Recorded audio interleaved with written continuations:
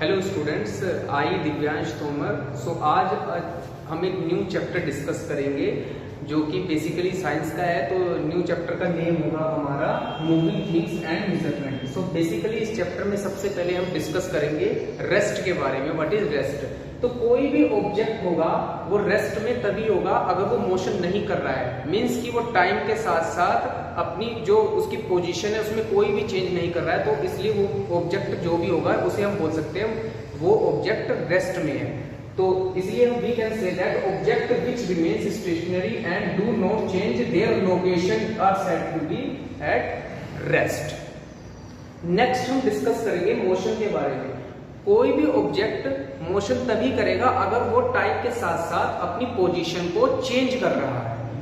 Okay, तो इसलिए हम ये भी बोल सकते हैं कि a body is said to be in motion when it changes its position with respect to time.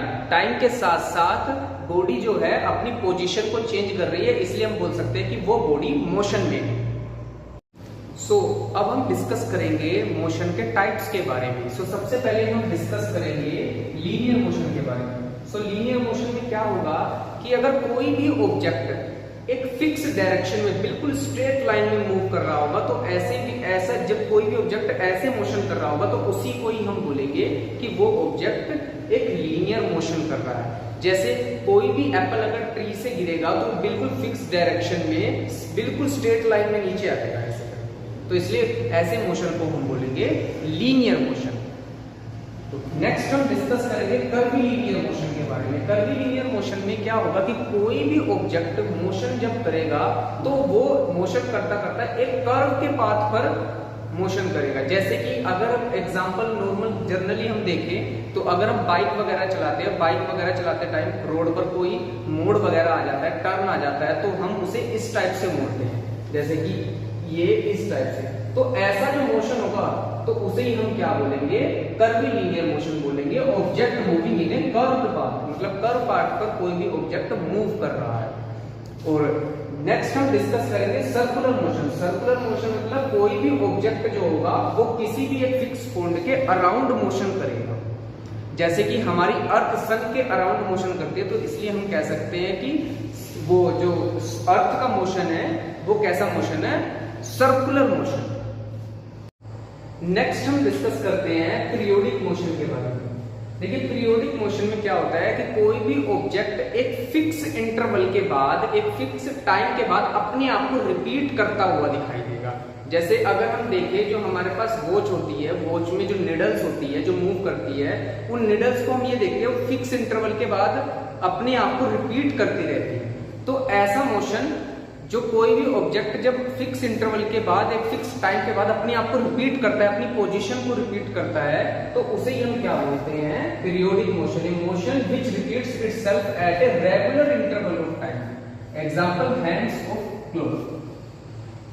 Okay, next हम डिस्कस करते हैं ऑसिलेटरी मोशन के बारे में। देखिए ऑसिलेटरी मोशन में क्या होता है, जब कोई भी ऑब्जेक्ट अपनी मीन पोजीशन से टू एंड फ्रो मोशन करता है, मींस मीन पोजीशन से इधर और उधर इस टाइप से मोशन करता है। जैसे हमारे पास जो गोल वॉच होती है उसका जो पेंडुलम होता है नीचे, वो अपनी मीन पोजीशन के टू एंड फ्रो इस टाइप से मोशन करता है। एक फिक्स इंटरवल के बाद अपनी जो पोजीशन है उसे रिपीट करता रहता है। तो ऐसी मोशन को हम क्या बोलेंगे?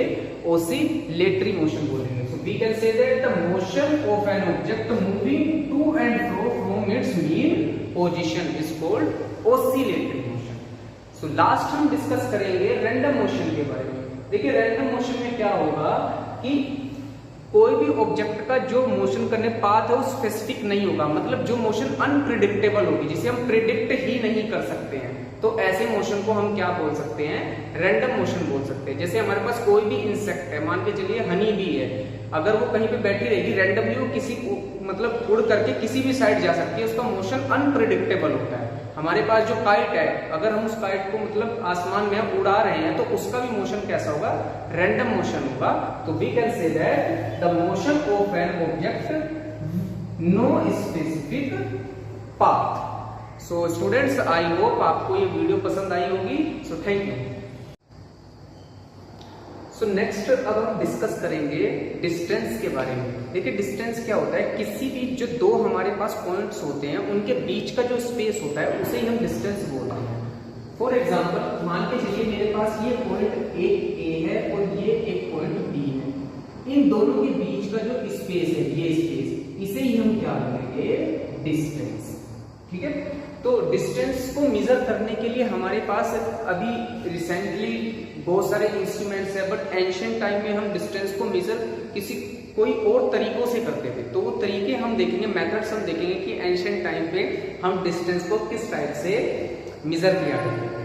सो फर्स्ट मेथड है हमारे पास 4 फिंगर मेथड। 4 फिंगर मेथड में हम क्या करते थे, इस टाइप से अपनी फिंगर्स को रखते थे और फिंगर्स पे ऐसे यहां से और इस टाइप से लाइंस को ड्रॉ करके इन दोनों के बीच का डिस्टेंस को मेजर किया करते थे। ये जो हमारे पास मेथड होता था, जो फिंगर्स के बीच के डिस्टेंस को मेजर करके बनाया जाता था, इसे ही हम बोलते थे 4 फिंगर मेथड। नेक्स्ट हम डिस्कस करेंगे 1 क्यूबिट। 1 क्यूबिट में क्या होता था, जो हमारी ये एल्बो है, एल्बो से जो हमारी मिड फिंगर है, यहां से यहां तक के डिस्टेंस को मेजर किया करते थे हम इस आर्म की हेल्प से, तो इसे बोलते थे 1 क्यूबिट। फॉर एग्जांपल मान के चलो हमने कुछ इस टाइप से अपनी एल्बो को रखा और ऐसे करके हमने ऐसे लाइन ड्रॉ करते चले गए मिड फिंगर पर, तो ये जो हमारे पास डिस्टेंस होती थी इसे हम बोलते थे 1 क्यूबिट।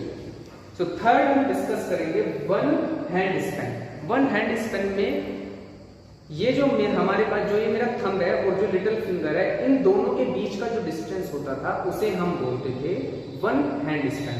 फॉर एग्जांपल कि मैंने अपना ये इस टाइप से ये फिंगर है मेरे पास और ये जो थंब है मेरे पास, ये इन दोनों